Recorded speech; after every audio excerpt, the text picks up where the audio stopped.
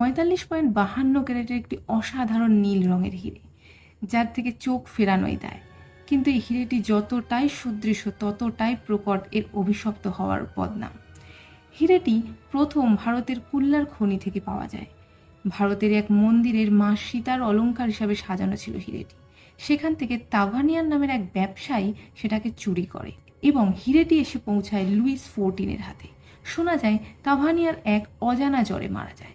Luis XIV মৃত্যুর পর তার বংশধর লুইস XVI হাতে এসে পৌঁছায় এই হিরেটি। লুইস XVI এবং তার স্ত্রী মারিয়া ফ্রেঞ্চ যুদ্ধের সময় ধরা পড়ে এবং তাদের প্রাণদণ্ড হয়।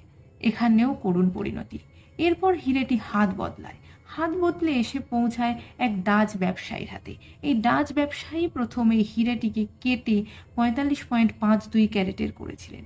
শোনা যায় এই ডাচ ব্যবসায়ীর ছেলে হিরেটিকে চুরি করে এবং এই ব্যবসায়ীকে হত্যা করে পালিয়ে যায়। এরপর হিরেটি এসে পৌঁছায় এভলিন ম্যাকলিন নামের এক সম্ভ্রান্ত পরিবারের মহিলার মালিকানায়। তিনি ধনে প্রাণে শেষ হয়ে যান।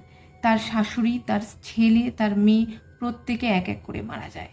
তার স্বামীর সাথে তার বিবাহ বিচ্ছেদ হয় এবং স্বামীও অকালে মারা যায়। এই এভলিনের একটি সংবাদ প্রকাশনী সংস্থা ছিল। এই সংস্থাটিকেও এভলিন বেচে দিতে বাধ্য হয়। উল্লেখিত ব্যক্তিরা ছাড়াও যাদের হাত দিয়ে হিরেটি একজনের থেকে আরেকজনের হাতে এসেছে তাদেরও কিন্তু খুব একটা সুখকর পরিণতি হয়নি। এই হাজার হাজার কোটি মূল্যের হিরেটি বর্তমানে ওয়াশিংটন ডিসির একটি মিউজিয়ামে সকলের দেখার জন্য রাখা রয়েছে।